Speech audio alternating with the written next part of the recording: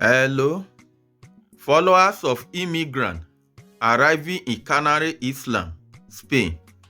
My people, tori dey for paper.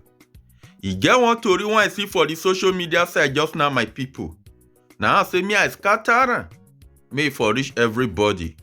This one na good news to all these immigrants wey be say they arrive Canary Island when e be on Christmas Day, that during the Christmas holiday of 2024. They say about 1,700 immigrants na they rescue when be say they land for the Canary Island for Spain. As I see the story, my people, e come make my baby dey scratch me. Now I say me I scatter am, make e for reach everybody. According to the story, my people, Canary Island see Christmas surge in immigrant arrival amid deadly Atlantic crossing.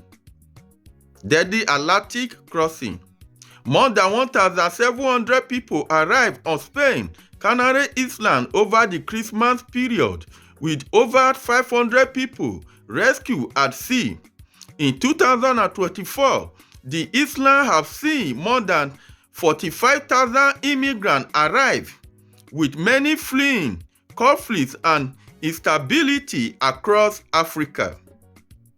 More than 1,700 irregular immigrants reached Spain, Canary Island over the Christmas holiday, over 500 of who needed rescue at sea, according to a report by a Spanish state broadcast TVE on Sunday, December 29.